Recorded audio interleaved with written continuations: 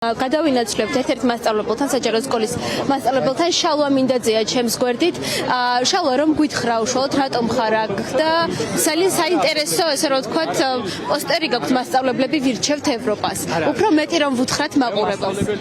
ალბათ მე რო ახლა აქ ვდგავარ და მასწავლებლის რანგში გელაპარაკებით და გესაუბრებით, არის პირველ რიგში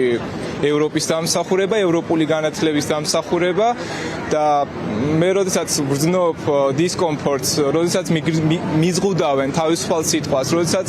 მოლოდინი მაქვს რომ თუნდაც ვერ ჩავატარებ ისტორიის გაკვეთილს ისე, ვერ ავხსნი თავისუფლად, ვერ ვისაუბრებ რომის იმპერიის ყველა ეპოქაზე თავისუფლად, როდესაც მექნება ცენზურა და ვიღაც შემოვა და გამიკონტროლებს ამას რომელი თემა უნდა ავხსნა და რომელი არ უნდა ავხსნა, რაზე უნდა ვისაუბროთ და რაზე არა, მე აქ აუცილებლად ვიდგები და მანამდე ვიდგები, სანამ ეს სისტემა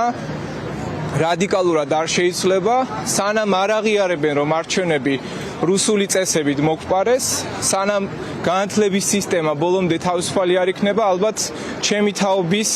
მასწავლებლები ყველა იდგება იქ, სადაც უნდა იდგეს, სადაც თავისუფალი სიტყვა, იმიტომ რომ სხვანაირად მასწავლებლისთვის წარმოუდგენელია გაკვეთილი წესებით ჩაატაროს. და ყველა იმ მასწავლებელს, რომელიც ახლა კომფორტულად მიყურებს სახლიდან, ყველა იმ მასწავლებელს, ვინც მიცნობს და ჩემი ასე ვთქვათ აზრი, როდისმე გაგიგიათ რომ აქ უნდა იყოთ და არ დგახართ, ხო, ძალიან გთხოვთ რომ გამოხვიდეთ, იმიტომ რომ ძალიან მალე უახლოეს ერთ წელში თუ არა და შეიძლება დღეებშიც თქვენ ვეღარ შეძლებთ ისეთი გაკვეთილების ჩატარებას, როგორც ახლა ატარებთ და ილია ჭავჭავაძის ასე ვთქვათ თემებს ახსნით ცენზურით და მიხვდებით მაშინ რომ თავისუფლება დაიკარგა. ძალიან დიდი მადლობა თქვენ უსმენდით ერთ-ერთ მასწავლებელს შალვა მინდაძეს. აქ იმყოფებიან პროფესორ